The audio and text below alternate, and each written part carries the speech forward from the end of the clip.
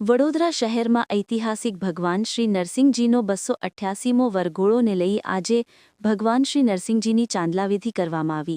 કાર્તિકી પૂનમ દેવદિવાળીએ ભગવાન નરસિંહજીના લગ્ન તુલસીજી સાથે થાય છે।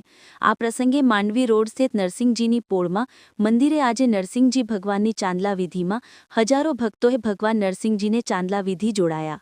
આજે ચાંદલાવિધિ બાદ ભગવાન નરસિંહજીનો 288મો વરઘોડો કાઢવામાં આવશે।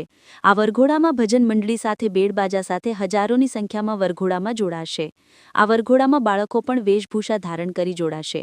આ વરઘોડો નરસિંહજીની પોળમાંથી નીકળશે અને તુલસીવાડી ખાતે પહોંચીને તુલસી માતા સાથે વિવાર થશે। આજે નરસિંહજીની પોળમાં નરસિંહજી ભગવાનની ચાંદલાવિધિ કરવામાં આવી। કારતક સુદ પૂનમ એટલે એવું કહેવાય કે અમદાવાદની અંદર રથયાત્રાનું જેટલું મહત્ત્વ છે એટલું જ મહત્ત્વ વડોદરા શહેરમાં નરસિંહજી ભગવાનના વરઘોડાનું છે। વડોદરા શહેરમાં ખૂબ જ જુદા જુદા સંપ્રદાયના વરઘોડા નીકળે છે, પણ આનું મહત્ત્વ આની માન્યતા ખૂબ જ વધારે છે। 288 વર્ષથી આ પરંપરા ચાલુ આવી છે। પરંપરામાં ક્યાંય ફેરફાર નથી થતો। વર્ષો બદલાય ત્યારે આપણને એવું લાગે કે જમાના પ્રમાણે આમ થશે તેમ થશે, પણ દિવસે દિવસે વધતું જાય છે। થોડાક વર્ષો પહેલાં વડોદરા શહેરમાં કર્ફ્યુ હતો, ત્યારે અમને હતું કે આ પરંપરા આજે તૂટી જશે, કારણ કે કર્ફ્યુમાં આપણે ઠાકોરજીનો વરઘોડો નહીં કાઢી શકીએ।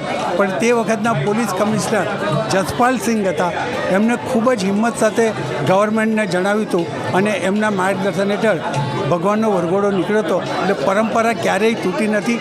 દિવસે દિવસે લોકોની આસ્થા ખૂબ જ વધતી જાય છે, જેના પરિણામે આજે સવારે 4:30-5 વાગ્યાથી ઠાકોરજીને ચાલનો કરવા માટે લાઈનો લાગી હતી।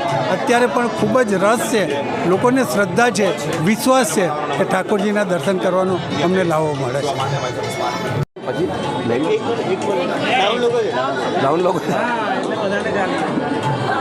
ગુજરાતની સાંસ્કૃતિક રાજધાની એવી વડોદરા શહેરમાં એક ઐતિહાસિક પૌરાણિક પરંપરા જે 287 વર્ષથી ચાલે છે।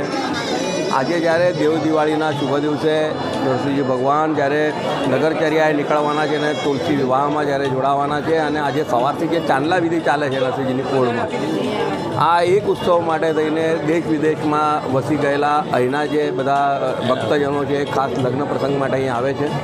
અને આજે જ્યારે ચાંદલા વિધિમાં તમામ નગરજનો આજે ઉપસ્થિત છે અને બપોરે જ્યારે આખું વડોદરા અહીં ઉમટી પડશે, તો સૌપ્રથમ તો તમામ નગરજનોને આજના દિવસની એટલે કે દેવ દિવાળીની તુલસી વિવાહની અને ભગવાન નરસિંહજીના નગરચર્યાની ખૂબ ખૂબ શુભકામનાઓ, અને સાથે સાથે આખા વિશ્વમાં જેમને ભગવાન એક જ છે, જેમને સંદેશો આપ્યો ગુરુ નાનક દેવનો અમૃત પર્વની પણ બધાને ખૂબ ખૂબ શુભકામનાઓ।